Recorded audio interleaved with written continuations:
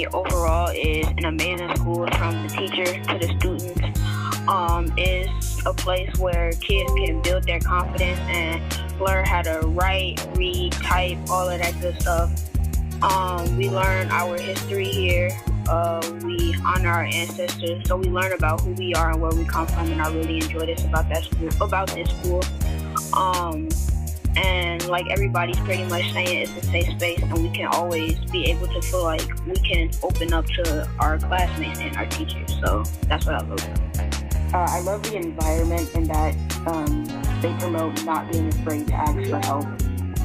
Something positive about the whole academy is this is a safe space, and you can be able to say whatever you want to say without being embarrassed. Just like how Amani said, I've been able to sometimes I can be shy talking around people, but y'all have taught me not to be shy and everything.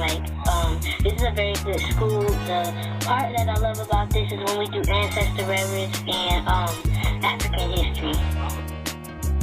I think this is the greatest school I've ever went to because you teach me about my history, and at the other schools they never taught me one thing about my history. They just taught, the only black people they talked about at my other schools were Carter G. Woodson, Martin Luther King, and I think that's it. So you guys helped me learn my true history.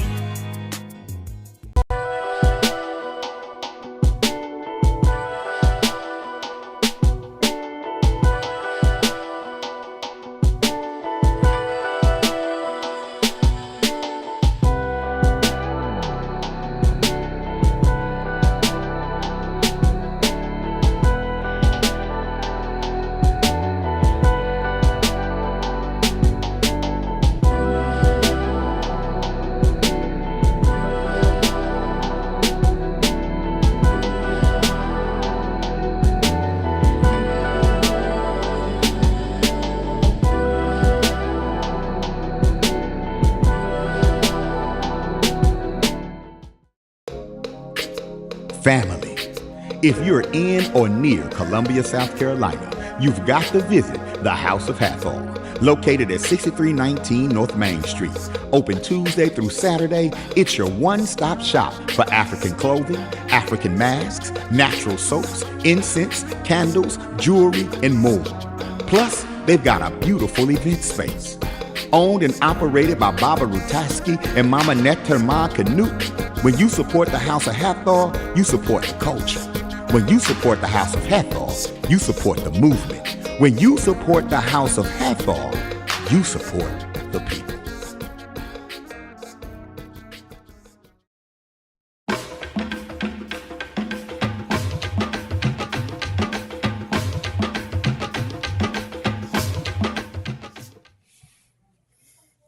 Peace and power to the family.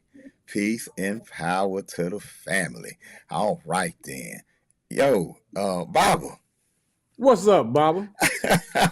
It's season 2, man. It's Juneteenth. It is season 2. It's Juneteenth season, man. It's Juneteenth season. It's time for season 2 of the First Majority, brought to you by the South Carolina Freedom Fest, taking place on Saturday, June 21st. The Freedom Fest and Parade taking place on Saturday, June 21st, 2025, downtown Columbia.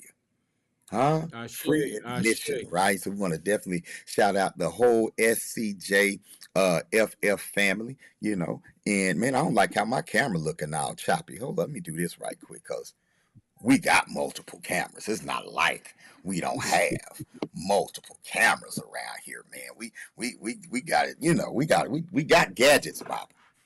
Right. We got gadgets. Let me wipe this thing off right quick. Hold on, let me do it like that. Boom. We got gadgets. There you go. There you go. How you feeling, black man? I'm feeling wonderful, man. I am feeling wonderful, Baba. It's been a glorious day. The ancestors have given us another day to live in our anointing. So all we want to do is just keep doing what we've been always doing. That's liberating and freedom. I say. Well, it's an honor to still be working with you, man. It's an honor to Black with the first majority, and because we are the first majority, Bob, but we the first majority on the planet. And if you want to get specific, we the first majority in South Carolina too. Yes, we are. We're the first majority everywhere. Everywhere, right? And yes, and you know what I'm saying, and so that's the inspiration behind the title of our podcast. You know what I'm saying, and it's really so we can take ownership of solutions and celebrate ourselves and celebrate our accomplishments unapologetically. I say celebration is key. Because we do the work every day, but if we never celebrate the work we're doing, it makes it that much more harder for us to continue to do the work. So we must celebrate. Right. Absolutely. And for those who don't know, my name is Baba Amin Ojuwoke. I am the co-founder, along with my beautiful wife, Nkoyo Ojuwoke, of the Uhuru Academy. We are not just a school; we are an educational institution that not only we don't just only run our school, we consult and help build others as well. And so, and we help homeschooling mothers, the whole 9 yards. Just visit us at uhuruacademy.com to learn more. Our BB for Hodier, brother Michael Moore, peace to you, peace to Nisa Shabazz as well. Welcome to the first majority. And Baba Ruttaskhi, introduce yourself. Yeah, my name is Baba Ruttaskhi Aku Abba. My wife, Netrama Kanut Banu Kefa Ab, and myself, we own the temple, the Cultural Arts Center, and the house of the House of Hathor here in Columbia, South Carolina, 6319 North Main Street, where we created, or the ancestors used us to create a place for the community to come so that they may find the tools, they may find spirit, they may let their ancestors roam free in here while they are here with us. And we give thanks for them blessing us with this temple, Cultural Arts Center, and house. I say. Bobby, what you think of the commercial? I threw it together pretty fast, man. You did a wonderful job, man. I was watching it over here. I say, Bob, he's pretty good. He's better than what they say he is. I be trying to tell people, man. But I probably earned the criticism too, though. You know what I'm saying? Nah, you good. Nah, I fight for you, Bob. I fight for you. I appreciate it, man. I do the same for you, black man. That's what I'm talking about. We gotta fight for each other out here. That's right. We have to fight. If we don't fight for each other, who gonna fight for us? Yeah, that's right. Who gonna fight for us? And man, that's a perfect segue into what we're going to talk about tonight. Right. There you go. Right. That's a perfect segue. Talking about fighting for each other. Tonight's topic is the de-criminalization of Black youth. Right. Right. We're talking solutions tonight. Right. We're acknowledging that we have an issue with our culture. We've had a historic issue with our culture being criminalized. Right. But tonight we want to talk about how do we criminalize our youth. How do we take that image, off of our youth so the many won't continue to pay, for the actions of the few? Of a few. That's right. Right. And so I'm very excited about that. We're also going to have the founder of the South Carolina Juneteenth Freedom Fest, Baba Jamal Bradley, maybe stopping by tonight as well to talk more about this great event. And you and I, we are blessed to be on the board of the South Carolina Juneteenth Freedom Fest, going into its 9th year. Going into the 9th year. Going into the 9th year, right? Yeah. What an accomplishment. Yes. Right? And done some great work. Yes, some great work. Not only in delivering the great event, but the relationships that are built and the subsequent work that goes on throughout the year. You're exactly right. Right. As a result, and you've been a part of the organization for how many of the 9? About 4. No, about 5 years. 5 of the 9, you know what I'm saying? Yeah. And so why don't you share, what's your motivation? What your motivation to be involved, and what's been that experience? What has that experience been like for you? It's an extension of what we do here. Mm-hmm. The South Carolina Juneteenth Freedom Fest is an extension of what the House of Hathor as collectively, as well as what I've been doing for over 40 years, working with families, working with children, and working in the community. Right. So, why not be a part of something that I've already been doing the work for anyway? You know, Yes. and for me, it's really more so about the celebrating of the work that we do. You know, and see, the more Right. we celebrate, the better we do the work for what we have been already anointed and ordained to do. You Right. know, I say. and so that's what Juneteenth. That's what the Juneteenth Freedom Fest, the festival. It's a celebration of the work that we consistently do on a daily basis, on a weekly basis, on a monthly basis, and on a yearly basis. I say, I say, you know, and what I love about how we do Juneteenth here is we don't look at it as a celebration of the ending of slavery. We look at no, it as a celebration of freedom, the that's beginning right. of freedom, and acknowledging that story and acknowledging That's the, you know what I'm saying, the aspect of our freedom. Has it been challenging? Yes, it's been yes, challenging. But have we persevered and even thrived in a lot of areas in spite of those yes, challenges? yes, Absolutely, we have. You know, and absolutely. I was always taught that there's nothing wrong with us, that what's right with us can't fix. And so That's right.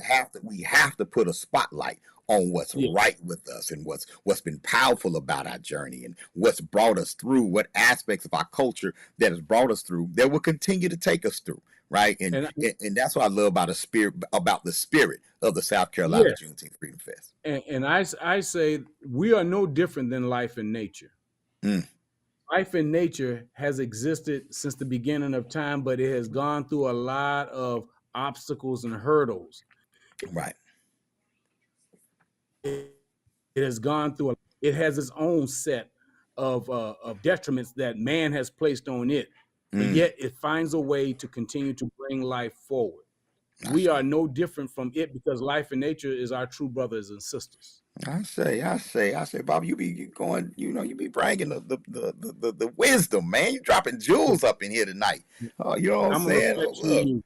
Oh I'm a man, I got to reflection of find you. me an explosion sound effect. You know what I'm saying? So when you start connecting us to nature and making it, you know what I'm saying, bringing that ancestral energy up in here. You know, we Yes, definitely have to do that. We definitely have yes, to acknowledge that. You know what I'm saying? And we yes. didn't do a libation when we came in today, but what we're gonna start doing, Baba, we're gonna do us a pre-recorded video honoring those who came before us. You know what I'm saying? Ashe. But we can briefly right now just let everybody know that we don't make a move without honoring our creator and without honoring our ancestors. Ashe. Ashe.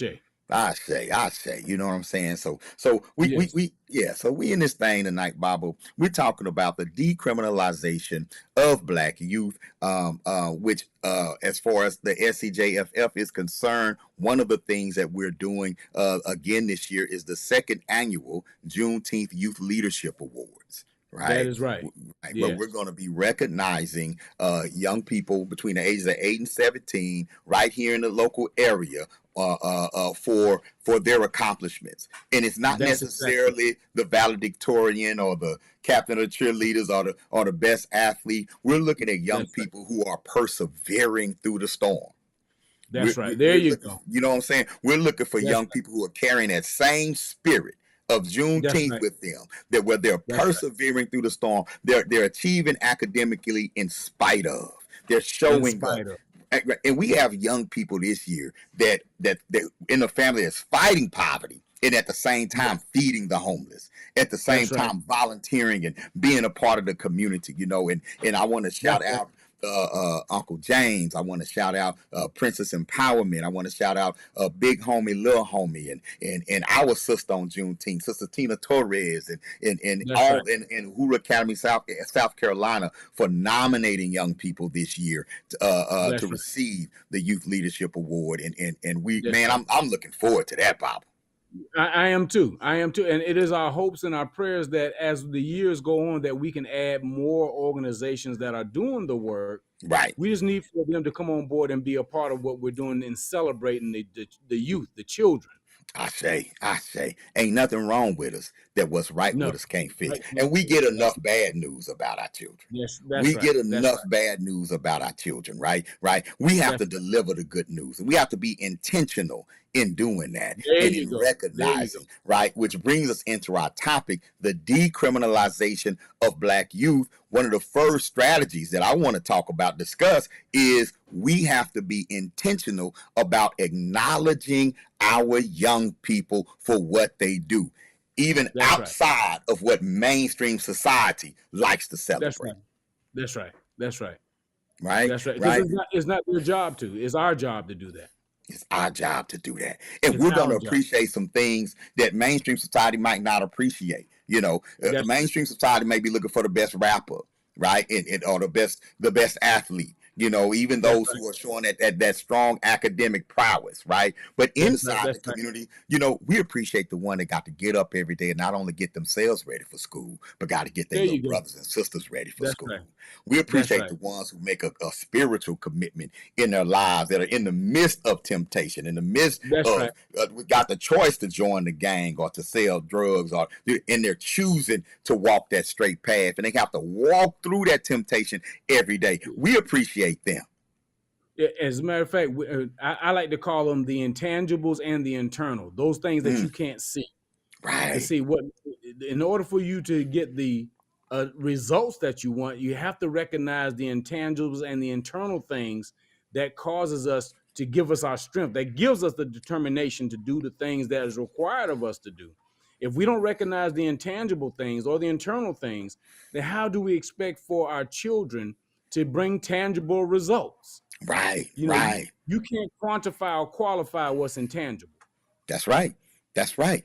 That's right. And our children need to be aware of those intangibles, right? There you go. And they need to be empowered to not only recognize those values, those core values, but empowered on how to use them and utilize those core values. That's right. Recognize when they're being challenged, recognize when they're being exploited, right? And turn that around. And if we're not recognizing that, if we're not pointing that out, and uplifting those who are standing strong, how will we even motivate, you know what I'm saying, the ones who need help to step up and be stronger, right? And a lot of times, Bob, when you highlight the negative becomes attractive.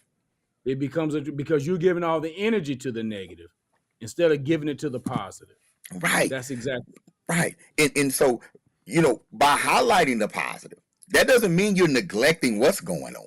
And we want to point that out too. Right. Well, it's not like we're not saying, you know, ain't no young black youth out here committing crime. We're not saying that. You're not ignoring that. Matter of fact, I think you're taking more responsibility for it. There you by go. Using the positive as a tool, right? To combat the negative. Right. That's right. And if they, you know, and so that's kind of strategy number one for me in the decriminalization of our youth. Yes. It's us as a community intentionally maintaining and giving our children their humanity back. There you go. That's exactly right. Right. That's right. And take ownership ourselves for being the examples, because people listen to 10% of what you say and 90% of what you do. We're going to call that strategy too, Baba. Break that down. Yeah. Listen, are we the best examples for them? You know, so one of the things I used to do when I worked for the public school system, I used to ask teachers, what does the perfect student look like? Come into class on time, dress properly, have all their tools they need for class, you know, being respectful, holding the door, you know, for the young ladies to come in, sitting in their chairs, upright, waiting for instruction. And they say, oh yeah, we love all that. That's okay. Now, what does the perfect teacher look like? Because in order for you to have the perfect student, you got to be the perfect teacher. Come on. So are we the best examples for our children, for them to be what we want them to be or what they aspire to be? Right. And so if we're not being the best examples, then why do we think that children won't play in the garden without somebody tilling the soil and pulling the weeds back? Because if we're not pulling the weeds back from them, if we're not watering them properly, if we're not feeding them properly, then how do you expect them to grow up righteous? Right. And they have to see us struggle in that and know, but know that in our struggle, what our intent is. right? That's right. Right. They got to see, because we're going to make mistakes, but they have to see us taking responsibility for our mistakes and making an honest effort to correct them. Right. And I think rather than justifying it, rather than justifying why we don't eat right, justifying why we're putting things in our body that we shouldn't, and turning these things into tradition. Right. Correct. Turning dysfunction into tradition. We have to be honest about it. Right. We have to be honest about it. And I appreciate what you said. And we're going to call that strategy too. Right. Be the example. Right. Be the example. We must be the example that we want our children to follow. Right. And even somebody listening to this and you in the hood and you got your blunt in your mouth and everything right now. You know what I'm saying?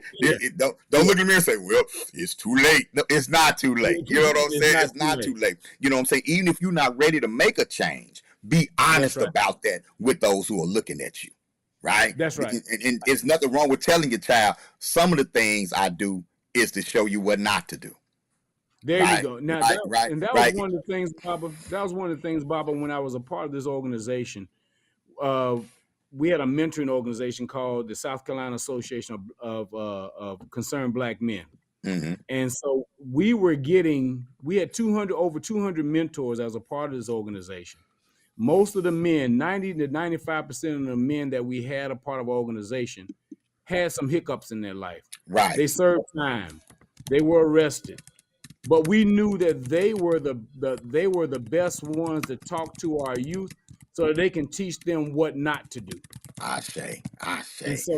And so they were able to reach those that were hardest to reach because they were the examples, not only for what not to do, but also for them to be able to say, look, I made a difference in my life. I made a change in my life because I saw where it was leading me. And therefore, I made some changes in my life so that I can do better, not only for myself, but for my family and for my community. I say. And you know what? That's going to bring me, really that lays a foundation for strategy too. It's not just the family in the home. As a community, we must be the example. As a community, we must make ourselves available. That's the extended family, which is an African tradition and an African American tradition, and definitely a Juneteenth tradition. That's right. A whole lot of play cousins link up at you.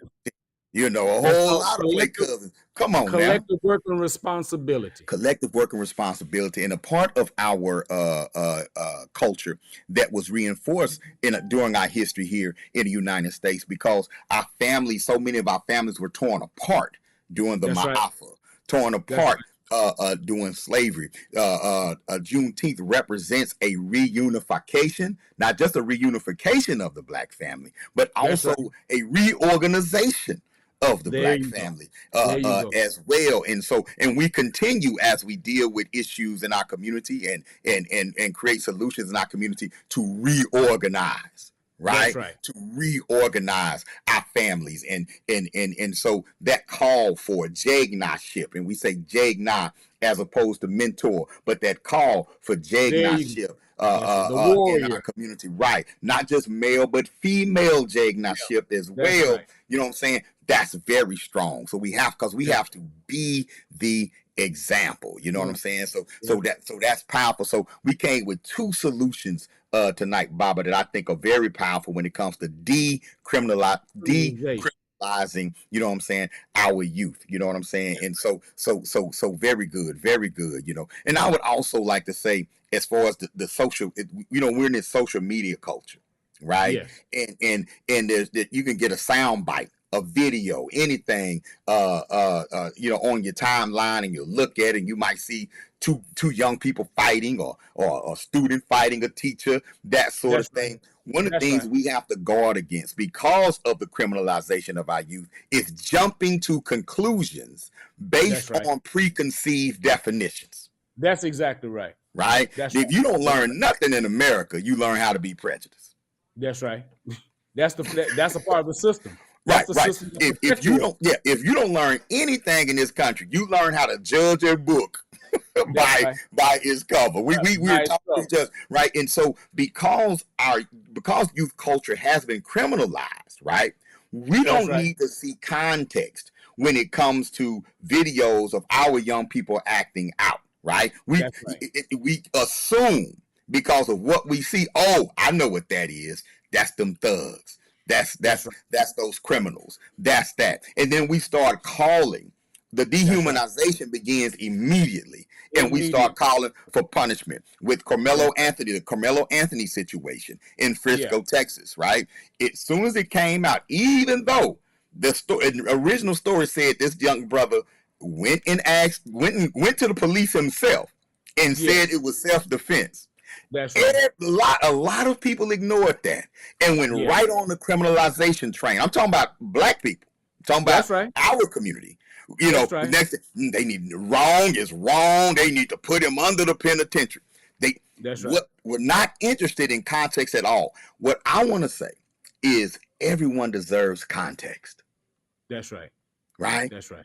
And waiting for context before we speak, right? Yeah. It doesn't excuse the behavior. It's saying, you know what? This 15-second video could not possibly have told me the whole story. But you know the other thing, Baba, that kind of, you know, it perplexed me in so many different areas. Mm-hmm. Where's the community around them? Mm-hmm. The support system. Mm-hmm. You see, half the battle with most of our youth and our young adults is that there are no elders around them to says that, look, we're behind him. We support him. And we're not going to let him become a scapegoat for systemic oppression and depression. Right. We have to be able to surround our young people with adults that are willing to support them as we go through whatever the process is when mistakes are made. We have to have that support system around them. We have to create those support systems around them as well. Don't hang them out by themselves. Because a lot of our kids may not have both parents or even any parent. So that means that there has to be a community that says, look, we're going to do our part in making sure that we corral around our young people so that they know that they're not by themselves. I say. And we have to fight the urge to instantly demonize and dehumanize, right? Because when it's other people's shit, see, they need to throw them in the pen. That's what's wrong with them. And boo, boo, boo. But then when it's your nephew. That's right. When it's your son. When it's your daughter, then it goes from put him under the penitentiary to, he did wrong, but that's right. It's them people he hanging around. Yes, he messed up. However, it's always however when it's your people, when it's your family, when it's your child. That's right. Now you want mitigating circumstances, right? Right. Y'all don't understand. Y'all don't understand what really happened. Right. Y'all don't understand what's really. Well, guess what, y'all? Most of us, it's always more to the story. More to the story. It's always more to the story. I don't mean it's going to make the person who did something wrong innocent, but there's always more to the story. To the story. Yes. And we have an issue with over sentencing with our youth, with them getting harsher punishments. And I believe that our dehumanization of our young people, right, and the instant label that's put on them, it feeds that problem. You need mitigating circumstances to be in the room so that punishment, that responsibility, that accountability is fair, as fair as possible, right? That's right. So I see. And I would like to say, and I would like to say, not just fair, but it's just. It's just, I say, and not just us. Not just us, but it's just. But it's just because everybody else's idea of what fairness is and what ours is may be different. But when it's just, that means that it's much more to the truth is somewhere. Truth is in there. It's in there. We want the truth. We don't want what you think. We want what we know. I say. So protect their humanity throughout the process. We need to intentionally protect our children's humanity and promote the beauty and the power and intelligence that they have intentionally as a community. Right. That's right. I understand that. Right. What was the second one? Be the example. Be the example that you want our young people to be. Be the example that you want our young people to be. Be the example. Yeah. Right. Yeah. And then the third one is, take ownership of the narrative. Right. Right. Yeah. Find the context. right? Find the context and make sure that the full story is told. I say. That's right. I think those are three. So we talking solutions, y'all. In the spirit of Juneteenth, right? We want to start a decriminalization movement. One of the events I'm looking forward to this Freedom Fest is our first Juneteenth 3-on-3 basketball tournament. Oh man, that's gonna be powerful. Right. A partnership with Legacy Sports Media, and y'all in Columbia, I be kind of bragging a little bit, Baba. You know what I'm saying? I'm gonna flex a little bit. You deserve to brag. We have events all week long. We have events all week, right? And in each episode, we're going to be talking about those events, bringing people on that are hosting those events. We collaborate. We collaborate with grassroots organizations. We're collaborating with the city. All these things, a lot of great things are going on. And right now, I want to bring in our special guest tonight, right? I want to bring in our special guest tonight, Brother Jamal Bradley, the co-founder, along with his beautiful wife, of the South Carolina Juneteenth Freedom Fest. Let me see if I can bring him in. Let me see. Booyah. Let's see what we got going on. Peace, brother. Peace. There he is. How the people? There he is. What's up, Jamal? How you doing, my brother? What's going on, Elder? Everything is everything. Yeah, man. Doing our thing, man. Hey, it's SCJFF season. It's Juneteenth season, brother. Yes, sir. All year for me, but for the rest of the people, we on it. We on it. We are in that Juneteenth season. Excited. 9 years of hosting the Juneteenth celebration here in Columbia. Even though our event is in its 9th year, we are celebrating this year 160 years since 1865. So it's not a milestone year yet. It ain't a year 10 for us, but every year to celebrate freedom for us is a milestone year. So we doing some things, some amazing things. We got events coming up. But as a community, I think in that 160 years, we've done a lot. We got a lot of things to work on. Still. Right. But we're going to keep getting up. I say. Well, man, look, I moved out here. I moved to Columbia in 2019 from Texas, Fort Worth. Been celebrating Juneteenth all my life. One thing I did not anticipate was that somebody was celebrating Juneteenth when I got here. And so when I got here and I saw that the South Carolina Juneteenth Freedom Fest was already happening, I think it was like on the block. It was like a block party then. I was like, okay. And I was like, okay, well, this one of them old government things or something. But I look up and I meet you. Oh, this is some grassroots right here. This some we gonna do this anyway type of stuff right here, right? I want to know, man, what inspired you to start the South Carolina Juneteenth Freedom Fest? What are you and your beautiful wife, and what was the vision behind it from day one? It was actually my wife who brought up the idea to start having a celebration. I, like most people, didn't really know what it was, but we come from different backgrounds. So when I found out about it, I was thinking, man, this would be great. She had actually been trying to get a Juneteenth celebration going on for a while. Just everybody wanted to turn it into, a mansion party or, something crazy that really would have, in my opinion, taken away from the significance of it. Yes, it is a time to celebrate. It's most definitely a time to celebrate. But the meaning behind it and what it signifies and what it was kind of the end of, but what it was absolutely the beginning of is definitely what we've been trying to do with our celebration. So over the years, it's grown. Like many things starting out, didn't have a whole bunch of people. Right. It was a lot of family and everything like that. And just with consistency, it's grown. One year we had 20,000 people. So hoping to recreate that in year 9 and of course year 10 coming up. I say. Man, how, if you mentioned that it's grown, since it's began, you know what I'm saying?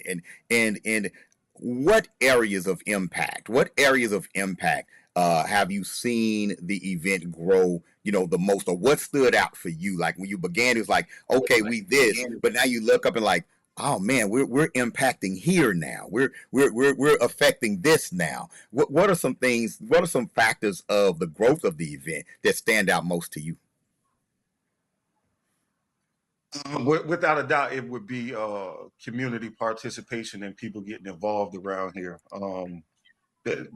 With our consistency, we began to get more consistency from the community, more engagement from the community. We knew we could make it entertaining after the first couple of years, but we wanted to make it more impactful so that we were addressing some of the things that's going on in the community, like financial literacy, like home ownership. There are a lot of great organizations around here that share that information. We know 1 in 4 homes in South Carolina is owned by an African American. So we looked at how can we increase that number. So we looked to partner with people who were doing those things and have all of that information. Right. And can share that. So each year we would add little pieces to make it more than entertaining, but also educational. I say. Beautiful, yes. Beautiful. Speaking of the education piece, man, Juneteenth is often misunderstood. Like, you know what I'm saying? So what would you want the people, or especially our youth, to understand about its meaning and purpose? Because I know we're actively, intentionally trying to draw more young people in. What is it that you want young people to understand about Juneteenth, about this celebration, that they can carry with them? Ooh, I would have needed some time to prepare for that one.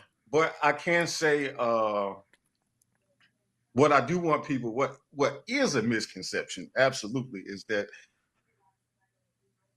I know a lot of people were saying early on, like, oh, it's a shame that those people didn't know that they were free and everybody else did. Like they was just ignorant and and didn't know no better, anything like that. First of all, the Civil War ended in April.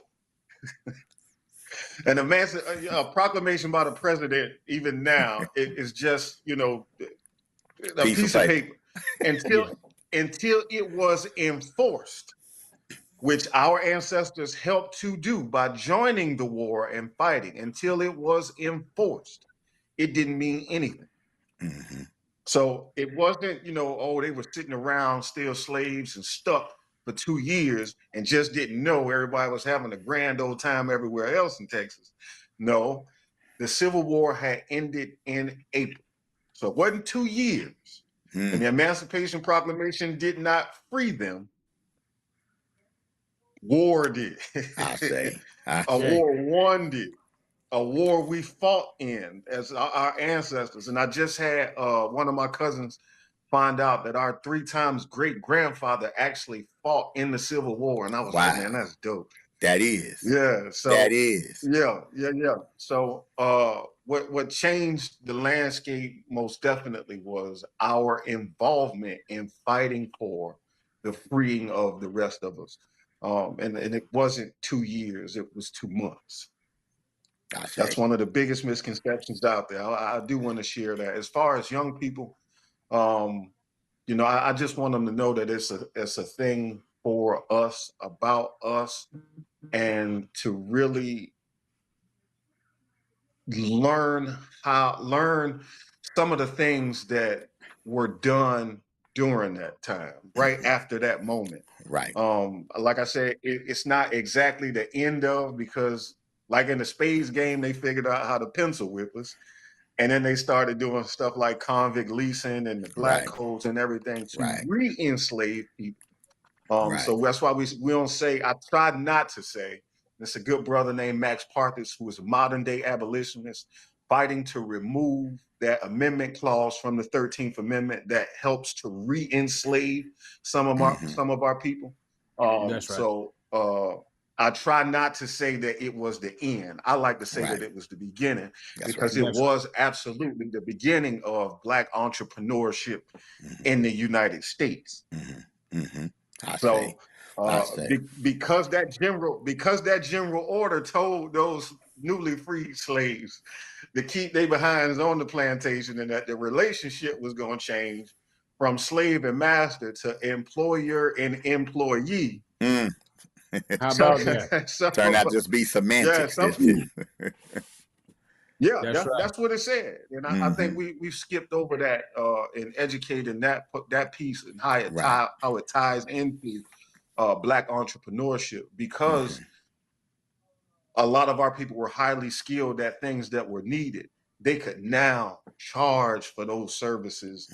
And that's where I'm talking about 2-3 years right after you getting, Black 100,000-aires, a couple of millionaires, landowners and things like that. So it was absolutely the beginning of something.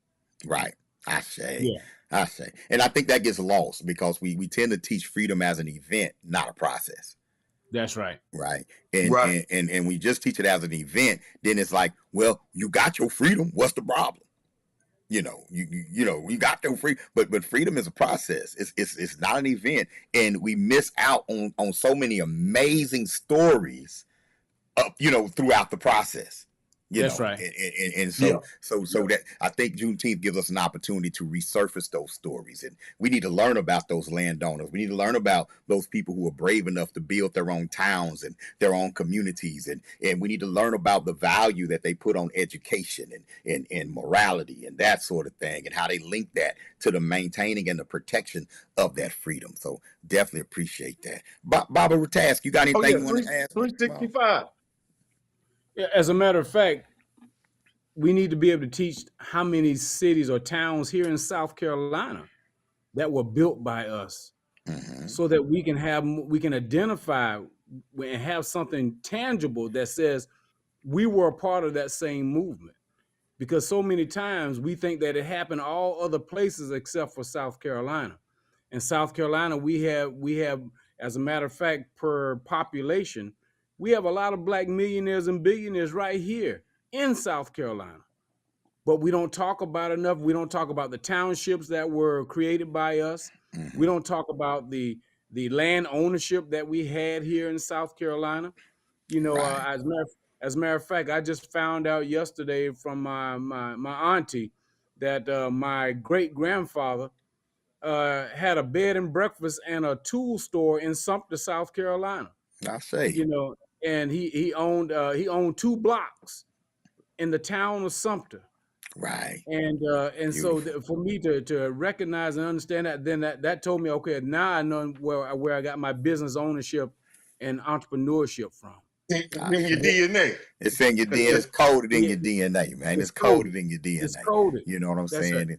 That's right. What I'm talking about. That's what I'm talking about. I'm not gonna hold you long, Baba Jamal, but I do want to know, what's next for South Carolina Juneteenth Freedom Fest, and how can the community get even more engaged and involved with this movement? It's so much more than an event now. It is. And if anyone would like to participate, we are accepting volunteers. You can go on the website, juneteenthfreedomfest.com, and register to volunteer. As an organization, we are looking to do more things throughout the year, be more active in the community, not just around this time, but 365. We don't stop celebrating who we are on June 20th. Right. After June 19th, our festival is on the 21st of June. So we don't stop celebrating who we are. It's just a milestone that we're celebrating here. And this is what we want it to be, is a celebration of the things that we've done throughout the year. I say. With the community and other organizations and businesses and things like that. So we're definitely looking to add more members, creating an advisory board, because the things that affect our community are heavier than, our 5-member board or team and everything like that. Right. So we're definitely looking for more people to get involved. But that's it, man. We're gearing up for year 9 here, the festival and the parade and the workshops that week. But we're going to end this and jump right into preparing for year 10, which is that milestone year. Year 10. And really want to do some things in between then to make sure that we're being effective in areas where our community needs it. I say. What are some of the highlights for this year, man? What are some of the highlights? Here we got some national recording artists coming through. I'm hearing rumblings of basketball tournaments. What's some of the highlights? Got the parade. What's some of the highlights this year? Man, we got some 90s R&B people coming through, man. Cut Close, Changing Faces, Surface. We got Terrence Young, who has an amazing band, some surprise guests. And I think this parade is going to be one of the biggest we've had as far as participation. A lot of people really excited about that, man. We're going to take over downtown, and we're going to have a really great time amongst ourselves, about ourselves, for ourselves. There you go. I say. By us. I hate I'm going to miss it this year. Yeah, right. Yeah, right. Oh, man. Hey, we're looking forward to it, man. It's an honor to be a part of the team, making this thing happen. Y'all, make sure y'all come out. Make sure y'all come out. Let's go. If you're not in Columbia, travel to Columbia. There you go. And I do want to emphasize this. The event, the festival is free, but we are asking you to go online and register so that we can count you and you can be counted. You see the website going across the screen right now, JuneteenthFreedomFest.com. All right, go there right now. And I'm going to put it in the chat as well, JuneteenthFreedomFest.com. All right. And we are, come on, y'all. I've been celebrating Juneteenth all my life, but never like this. All right, never like this. Let's do it. Let's get out here and support the Juneteenth Freedom Fest. You know, you can even, because if somebody just sitting back and say, "Woo, I got an extra something in my drawer," you know, let me go under the mattress and grab something. You can make a donation to the Freedom Fest too. Is that correct? That's right. That is correct. Okay, good. So let's do that. Always looking for sponsors and shout out to our sponsors. We'll be highlighting that. I don't know if there's anybody you want to shout out to tonight, Jamal. You know, you've been out there hobnobbing, rubbing them elbows and getting folks on the team. You know what that whole experience. I absolutely want to give a huge shout out to the City of Columbia, Mayor Rickerman, our city manager, Ms. Teresa. Absolutely appreciate and love everyone on Richland County who is contributing to make sure that this year's event is a special one.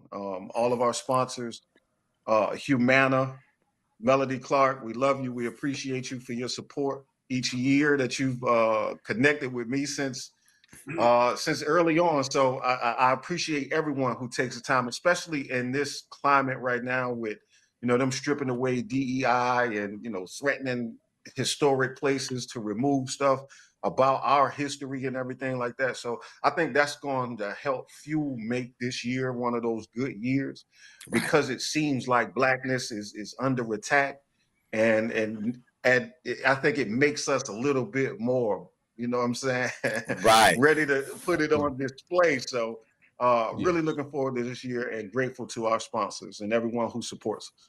I say. All right. Well, brother, we appreciate your time tonight. You know, I know you're a busy man, and I know that you've been ripping and running and doing your thing today, man. Thank you for joining the First Majority. It won't be the last time, of course. We are on the road to SCJFF Year 9, 2025. Jamal, we love you, brother. Peace and power, Jamal. Peace and power. Love you too. Peace. All right. That's what I'm talking about right there. All right. Solid brother right there, man. Yes. Yeah. Solid brother Visionary, right there. Visionary. Yeah. Powerful leader here in the community. And man, I'm looking forward to the event. I've been looking forward to it since last year. Come on now. You know what I'm saying? And so again, if you're in the Columbia area or if you surrounding areas, I got people coming from Texas.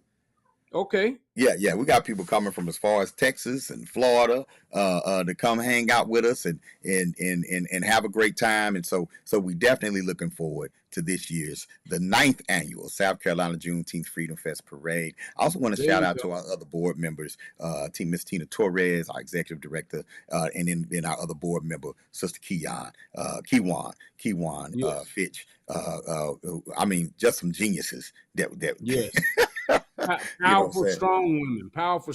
Right. Yes. Well, Baba, as we sign off tonight, right. Tell us what's going on at the House of Hathor. How can we support the House of Hathor? What you got going on over there? You know what I'm saying? So we can get out there and do our things. Everybody come out there and feel that teal up. Yeah. Yes. Well, you know, here as a matter of fact, tonight we had a meditation and libation class. So we're teaching people about meditation and how they can home in on their own energy, their spiritual energy that they have within themselves. And then we're also teaching them about their ancestors and how do I connect to my ancestors, and using libation as that intermediary process in understanding that if it wasn't for them, I would not be here. So I need to thank them on a daily basis for everything that they bestowed upon me. And so we teach them what that process looks like. We teach people how to build altars as well. And that the altar is a sense of family and source. As a matter of fact, some people have altars in their home and don't even realize it's an altar. They call it a picture wall. Right. You know, right. So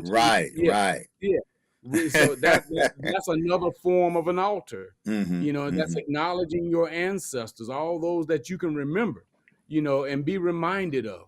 And so that's one class that we have here. Another one, we do a what we call the jam session, which is we have a poetry, spoken word poetry night. And we do that one Saturday a month. I think our next one is May the 31st. It'll be here from 7 p.m. to 9 p.m. $10 for cash to get in, or $13 if you use Cash App. So, you know, we just invite people to come out and be a part of it. If you have something you want to speak, sing, rap, doesn't matter. You know, we give you the microphone so that you can express and what the creativity that has been given to you. Those are the two major things that we have that are happening right now. Outside of us having the tools for people to use for their spirituality, the clothes that they may want to wear, we have a lot of health and wellness items. If you're trying to get rid of excess weight, if you want to get rid of parasites, if you want to have heart health, if you want to get rid of cholesterol, if you want your blood sugar to be better, you know, all those things that you're trying to make better about yourself, protecting your vessel so that you can continue to do the work that you've been designed to do. We have all of that here. And so if you need vessel health, we have it. If you need spiritual help, we have it. If you need ancestral health, we have it. If you need emotional health, we have it. If you need mental health, we have it. So we're asking any and everybody to come out and be a part of. Just come see the store, see the temple, see the Cultural Arts Center. We have all artifacts that you may want to have for your home that, you know, that you can express your spiritual self with these artifacts that we have in here. So we're just asking, and we're located at 6319 North Main Street here in Columbia, South Carolina. If you want to give us a call, you can call us at 803-741-8090. Our email address is thehouseofhathor@gmail.com. Give us a call, email us, let us know what your concerns are. Any way that we can help you, let us know so we can help you. We are a part of our community. The community, we are a pillar in our community, and we want to make sure that we continue to be that pillar for all those who are in need of our assistance. Giving thanks to our ancestors for providing us, as well as giving us the strength, the power, and the strength, and the strength, so that we can do and be what we've been designed to be. Ashe. Let me put this on the screen. And give thanks to my wife, because it wasn't for her. If it wasn't for her, none of this would be possible. She is. It may be my vision, but she's the brain trust. So all I do is move stuff around and greet the people. She does everything else. And I'm a witness that that's pretty much what you do. That's right. As well as yourself. Oh, yeah. Nana and Koyo, she ain't no joke. No, she ain't. She's not. And there is no Uhuru Academy without my divine compliment. You know, there you go. And young brothers, I'm telling you, young brothers, get you one. You better get one. Get you one. Fast. They're balanced. They're going fast. Get you one. You know what I'm saying? Find that balance, man. Find that balance. Find that balance. Right. You know what I'm saying? You can't hang moons all your life and don't have no earth. Come on now. I like that. Right. I like that. You know, so that's what's up. That's what's up. So support the House of Hathor, y'all. When you come into town, make sure you head over to 6319 North Main. You know what I'm saying? It's a must visit when you come to Columbia, South Carolina. A must visit. And I'm telling you, everybody in the Pan-African lane, everybody in this movement, you come to Columbia, The House of Hathor is where the spirit of our culture lives. Yes. Right. Right. And so that's what's up, man. That's what's up. Look, first episode, man. It's season 2. Yes, it's season, and we got more to do. We got more to do. Much more to come. Right. Yes. More to do. Much more to come. Much more. I want to thank. Doing it. I say, and I want to express appreciation to everybody who took time out to listen to us live. Make sure you like it and share it. We want people to catch the replay. We will be producing some shorts and snippets from this broadcast so people can catch some key points that were made tonight. Definitely want to thank the co-founder and president of the South Carolina Juneteenth Freedom Fest, Jamal Bradley, for coming through. We want to thank the whole team at the South Carolina Juneteenth Freedom Fest as well for making all of this possible. And thank you to the community. Anybody you want to shout out, Baba? Well, thank you, Baba, because, if it wasn't for you, I promise you, a lot of these things that we're doing right now would not be done. So it's a pleasure to have you on the board. It's a pleasure to have you as my brother. I told you before, and I want to thank my brother Jeru Barksdale for introducing us. I say, wait a minute, he was watching tonight. Yeah, I want to thank my brother, and even though he's scared to play me in chess, I'm okay with it. I hadn't seen him in a long time. He's trying to stay away from because he don't want to get beat in chess. And that's what it is. I ain't never seen nobody get chased out of town behind chess. That's exactly right. You know what I'm saying? I ain't seen that. Equal D, he talking noise, man. He talking noise, man. We got to make it happen. Tell him, come on back to Columbia. Don't be scared. He can come on back. Hey, ain't nobody scared of having the Juneteenth chess tournament. Might be next. I think that should be next. The South Carolina Juneteenth chess tournament might be next on the menu. So because strategy is everything. Come on now. Come on. In liberation and freedom, strategy is everything. Oh man. And shout out to my good sister Iyakiante Infinite, my sister Lashea Carroll, the whole Washington family, the whole village at the UASC International Learning Center, man, greatest school in the world. Shout out to you all as well. So y'all, we gonna get out of here. We done our time, right? Yeah. Right. Yes. I wish everybody a wonderful evening. We'll catch you next time on The First Majority. I'm Baba Amin. I'm Baba Ruttaskhi Aku Abba. And may the Creator and the ancestors guide your efforts. Peace. Ashe. Peace.